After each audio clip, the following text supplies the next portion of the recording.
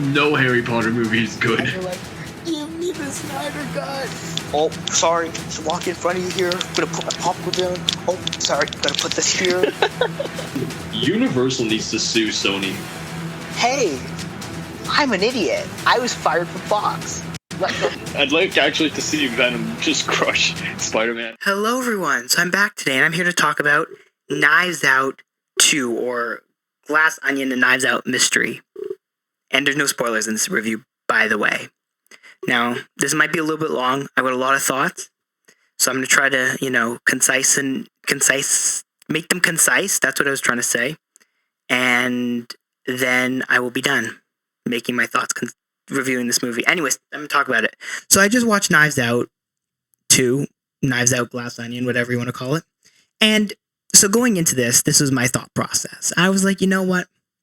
This probably won't be as good as the first. The reason is, typically, especially with murder mysteries and that kind of movie, when you try to, when you're making a sequel, sometimes the pressure is just too much and you basically just kind of mess yourself up because you try to go and try to exceed everything and make it even bigger and better, right, and even crazier, and it ends up just blowing up in your face. And so I went in and I was like, yeah, whatever. But then I watched this movie, okay? And then the movie finished. And I was like, oh my God, this movie is amazing. It is amazing. That's it. Rian Johnson somehow found a way to make the sequel to Knives Out arguably better than the first one. How is that possible? Because it is in a very in a very real way the perfect sequel. And in the sense, it's not a perfect movie by any stretch of the imagination, but it's a perfect sequel. It doesn't try to do too much. It stays true to all the things it kind of based itself on in terms of the logical kind of, results of the mystery. So, when you go back and you can kind of see how all the threads led up to that point, and it doesn't seem like it's outlandish, in a Now You See Me Too kind of way. And I mean, but at the same time, he manages to make it an even funnier movie than the first one. Because as much as I loved the first one, I personally would not say the first one is like a super funny movie. It's a fun movie, but it's not a funny movie. Not as funny as the second one is, at least. I'm not even joking when I say this. This second movie is hilarious. I was laughing. The entire theater was laughing the entire time. And, it's crazy how perfect everyone is. Edward Norton is literally embodies that role, mainly because that's just what he looks like. Like, he just looks like he is that kind of, snobby-ish, but also not really billionaire.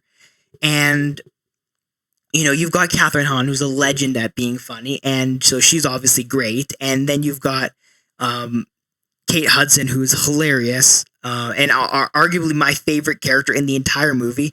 Obviously, Daniel Craig is back and even better than ever because he has that kind of dry, snobby humor, and it's awesome. And it's even better, arguably, again, than before. And I think that might also be because, he has more people to play off of. And in that first movie, I don't think he really had that. He was funny, but I don't think, but it was more in an ironic way. This one, he was more laughing funny. But anyways, I still believe, and if I had to pick an MVP of this movie, it would have to be Kate Hudson.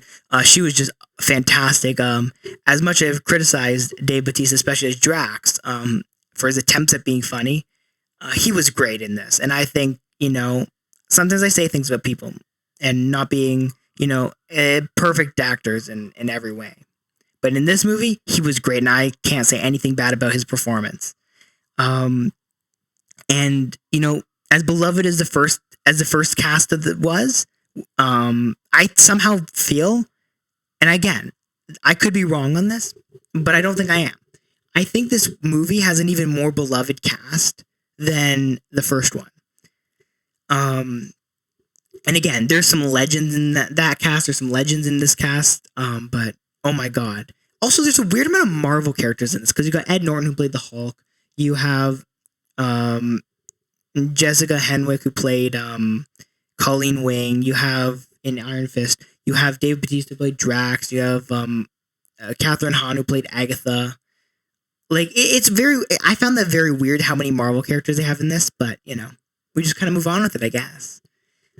And yeah, again, this cast, like they hit every single beat, like every single joke was perfect. It was perfectly timed. It was just perfect. And that's something that's not easy to do, especially, when you're in a big ensemble, whatever. Like, sometimes there's jokes that just don't hit with the audience. Every single joke hit. I was laughing the entire time, which is a huge thing. Not missing a single beat. Not like is just crazy. And also the other thing about it, which sometimes this annoys me about movies, when they feel too draggy, right? Because the Knives Out one did not feel draggy at all. It's one of the few movies where I can say every time I watch it, I don't feel like it drags at all, and that makes it one of my favorite movies of all time. And this sequel, again, is not draggy at all. And again, that is a very hard thing sometimes for movies to do, because it feels like sometimes they just, they do things like, and yes, sometimes it's helpful, and it's, be that through the visuals or whatever to, be that setting up scenes or whatever. It can be it's obviously not necessarily always a bad thing to have kind of slower parts of a movie. But this movie did not have a slow part. It was perfectly timed.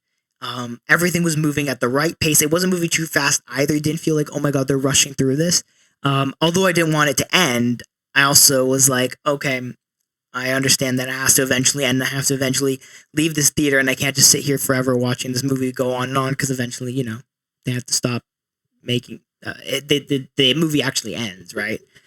And I think it's just amazing. And then also the other thing you have, which is something I praised 3,000 Years of Longing for doing, which was they kind of use COVID, and obviously this was filmed during the peak of the pandemic, but they do use COVID as like a backdrop, even more so than like 3,000 Years of Longing. They kind of have people using masks and stuff to kind of normalize that, like in a way, in an effort to kind of like show that as normal, right? Which it is, or it has become for some people.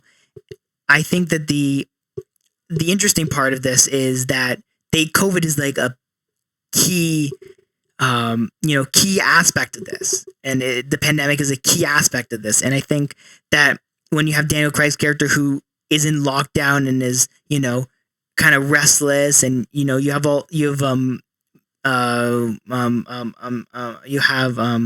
oh my God, why is my mind blank? Kate Hudson's character, who is partying, and she makes a joke about her bubble, her pandemic bubble, whatever, being like a whole party of people, and again, very hilarious, relatable humor to 2 years ago people from 2 years ago. So it's just perfect. And I think when you're able to encapsulate that all perfectly into a movie, and it's not too long, and again, none of the characters even feel like, oh my God, they didn't give this character justice.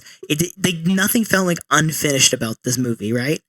And it also did, just like how Knives Out, the first Knives Out, didn't feel unfinished, this one didn't either. And I even love kind of like, and I don't want to say too much without giving away any spoilers, but like I love how, unlike some movies, this movie, they're very realistic about what characters can and can't do. And that'll make more sense when you watch the movie, but I think it just, having these kind of boundaries for characters is just amazing. And there are some moments, again, where you kind of scratch your head and you're like, I don't know about that. That seems a little bit weird for a movie that's like this well done. But again, it's a great movie. And it's so hard to talk about it and how much I love it without saying something accidentally that's spoilery. But thank you all for watching, and I loved it, and you guys should all watch it. And it is really truly a modern Agatha Christie kind of movie, and I say that modern because it's literally written in modern day, and it was not written so long ago. But it is truly an Agatha Christie mystery, and I think it's even funnier than that, those mysteries. So, I loved it. If you've seen it, let me know what you think down below. Don't spoil anything. And if you haven't seen it, let me know if you're excited to watch it. And so comment, like, subscribe so you can get all the great content, including interviews and other reviews, because we've got a few more movies coming up that I'm going to do reviews for from TIFF. So yeah, thank you all for watching. Don't forget to like, subscribe, comment, share your thoughts, follow us on social media and on TikTok and all that stuff. It's all at the bottom of the screen.